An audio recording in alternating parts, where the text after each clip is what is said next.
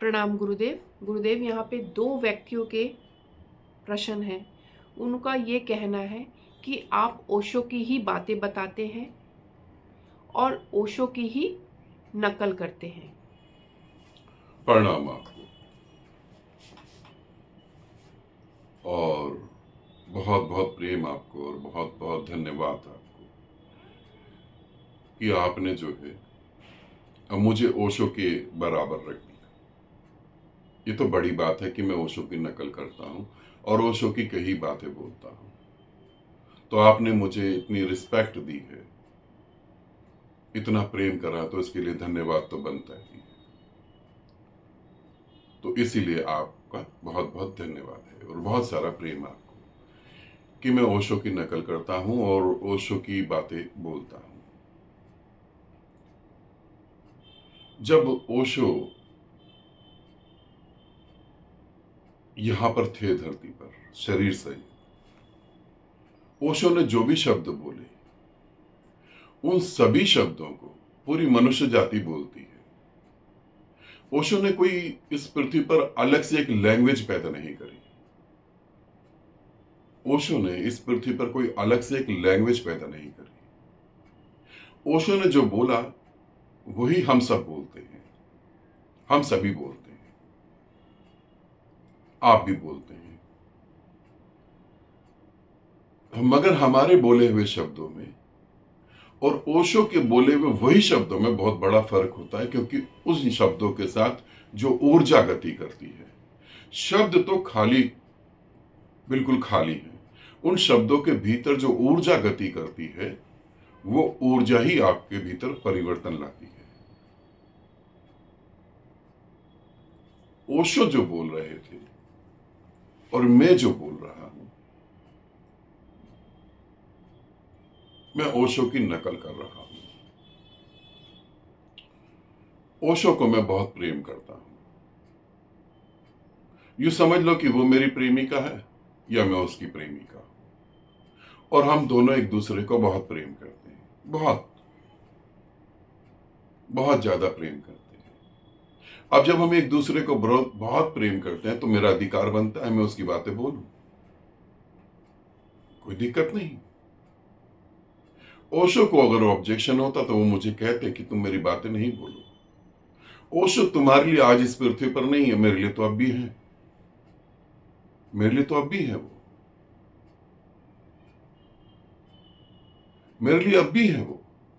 और ओशो के बहुत सारे सन्यासी जो प्यासे हैं वो मेरी तरफ आ रहे हैं बहुत तेजी से और उनको बहुत गति मिल रही है। मेरा तो प्रेम का अधिकार है, तो मैं तो करूंगा ही करूंगा, मुझे तो कोई रोक नहीं सकता। जिससे प्रेम करता हूं वो रोक सकता है, वो तो रोक ही नहीं रहा। अगर ओशो को ऑब्जेक्शन होता तो ओशो अपने साधकों को मेरी तरफ भेजते ही क्यों, वो मुझसे जुड़ते ही क्यों, और जुड़ भी जाते तो मुझसे जुड़ने के बाद गति क्यों होती उनकी। अब दो प्रेमियों के बीच में तुम कहां से आ गए। मगर तुम्हारे हृदय को भी मैं समझ सकता हूं, तुम्हारे दर्द को भी मैं समझ सकता हूं, ये मुझे अच्छे से समझ आती है। क्योंकि ओशो ने पंडितों का बहुत विरोध करा।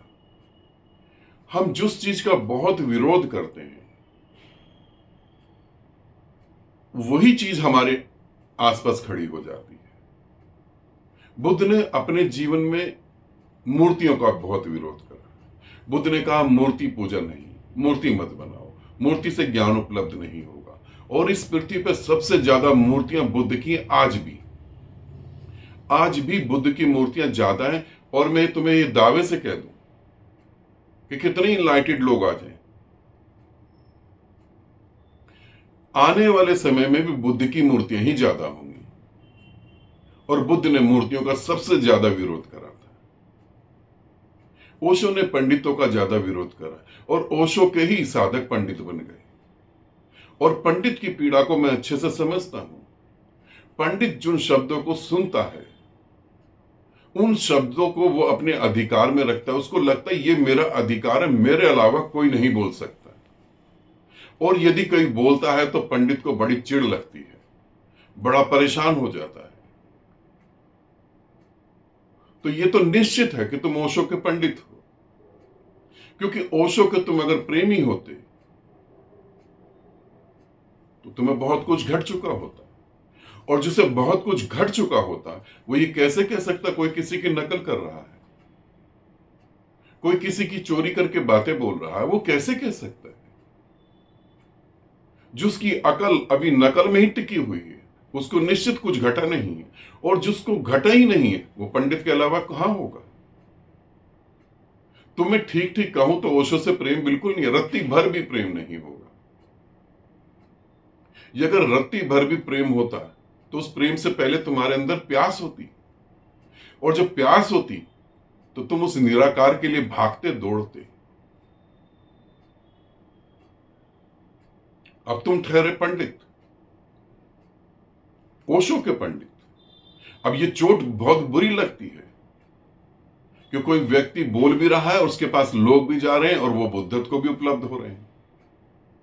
ये बात बहुत दुख देती है कि हमने तो यार इतनी किताबें पढ़ ली, हमने तो इतने प्रवचन सुन लिए, हमने तो इतने शिविर अटेंड कर लिए, गले में माला भी टांग ली और पता नहीं क्या क्या कर लिया, हमें तो कुछ घटा ही नहीं अभी तक। अब तो हमारी नौकरी चौकीदार जैसी हो गई, कौन चोरी कर रहा है कौन चोरी नहीं कर रहा। तुम चौकीदार ही हो बस, और कुछ भी नहीं, और फ्री के चौकीदार हो। तुम जीवन में अपना समय जो है इसी काम में लगा रहे हो। जिस व्यक्ति ने ओशो को ही ढंग से सुन लिया हो वो शब्दों से पार जा सकता है। तुमने सुना ही नहीं, तुमने तो सिर्फ किताबों में भरा हुआ कचरा अपने दिमाग में डाल लिया, जबकि वो सावधान करते रहे कि कचरे से बचो। वो हर बात में सावधान करते रहे कि होशपूर्वक, और तुम्हें रत्ती भर भी ओशो के प्रति समर्पण होता, श्रद्धा होती, प्रेम होता, तो थोड़ा तो होश जागता तुम्हारा। यहां तो थोड़ा सा भी होश नहीं जागा।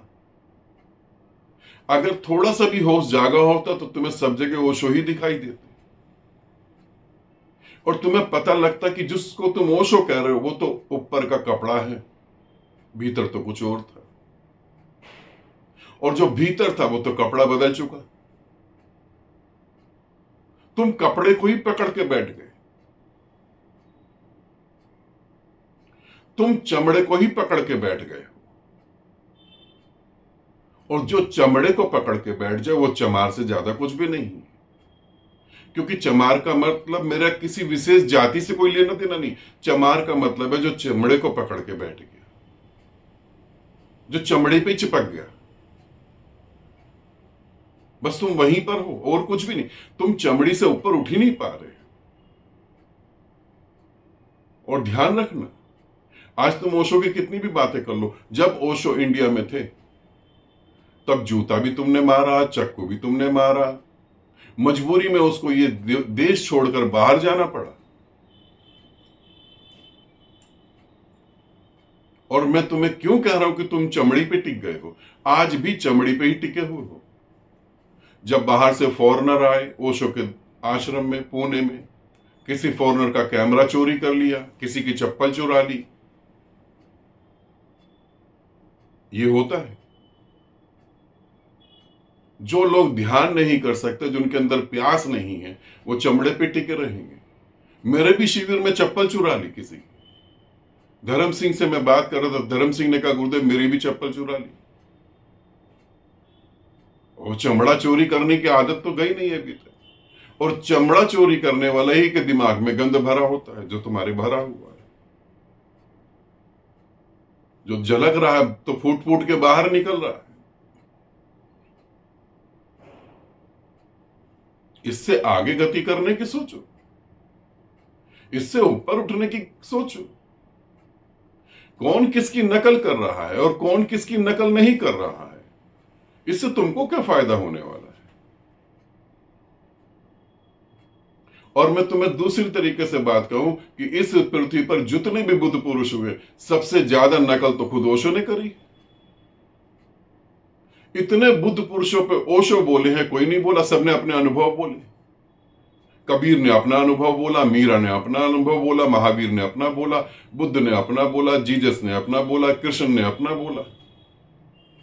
ओशो ने ही सबसे ज्यादा नकल करी। उसने तो ऐसे इनलाइटेड बुद्ध पुरुषों के बारे में बोला जिनके तुमने नाम पहली बार सुने थे।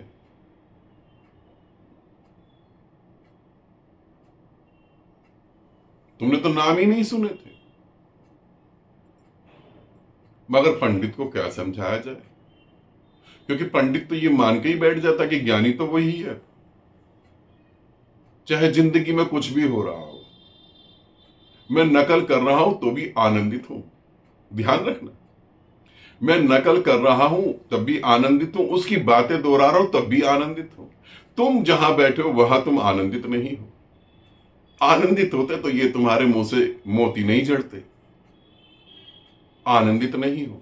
आनंदित होते तो हृदय से इतनी दुर्गंध नहीं आती। थोड़ा सोचने की कोशिश करो। तुम ओशो के विचारों के ठेकेदार हो क्या? तुम क्या हो जिसे अपने अस्तित्व के बारे में ना पता हो, दूसरे के विचारों का ठेकेदार बन जाता है? तुम हो कहां पर और किसे कह रहे हो तुम?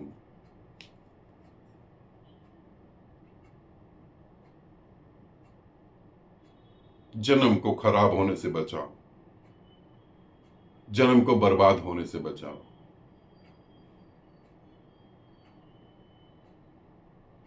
भीतर डूबने की संभावना है, भीतर डूबो। ओशो की कोई नकल कर रहा है,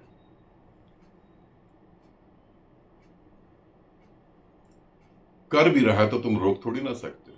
और वो तो मेरा प्रेमी है, तुम बीच में कहां से आ गए? इतना समय तुम्हारे को मिल कहां से जाता है? मैं तो यहां सोच रहा हूं कि मुझे समय मिले तो मैं कुछ और भी काम करूं। मेरे को देख के हैरानगी होती है कि हिंदुस्तान में लोगों के पास इतना समय है, ये भी देखते रहते कि कौन किसकी नकल कर रहा है। आज भी तुमको परमात्मा नहीं मिला क्योंकि तुम्हारी खोज परमात्मा की नहीं है। आज भी तुम्हारी खोज सिर्फ विचारों को खोपड़ी में भरने की है। तभी तो तुम मेरी वीडियो देख रहे थे। ओशो को ही समझ लेते तो दूसरे की वीडियो देखने की जरूरत ही क्यों पड़ती तुमको? वीडियो भी तो देखने की जरूरत इसलिए पड़ रही और ज्ञान कैसे इकट्ठा करें। बाहरी ज्ञान से तुम्हें कुछ नहीं होने वाला जब तक भीतर ज्ञान का दीपक न जले। बाहरी ज्ञान काम का नहीं होता। मगर तुम्हें समझाए तो समझाए कैसे? क्योंकि जो मान ही बैठा कि वही समझदार है, वही पंडित है, उसे समझाने का तो उपाय नहीं। थोड़ा चमड़े से ऊपर उठने की कोशिश करो। जिसे तुम ओशो कहकर पुकार रहे हो वो सिर्फ चमड़े का एक कपड़ा है, वो उन्होंने उतार दिया है। और तुम्हें अगर प्यास होती तो तुम उस निराकार को ढूंढ सकते थे, वो है नहीं। अब इस जन्म में होगी भी या नहीं होगी मुझे नहीं पता। कभी भी किसी को कहो कि तुम ओशो की नकल कर रहे हो या ओशो की कॉपी कर रहे हो, एक बार अपनी तरफ आंख बंद करके देखना कि तुम कहां पर खड़े हो, तुम क्या हो। एक बार अपनी तरफ देखना तो भीतर की दुर्गंध मिट सकती है, भीतर का अहंकार गल सकता है। ठीक है, आनंदित रहो, सदा खुश रहो। बहुत बहुत प्रेम आप सभी को।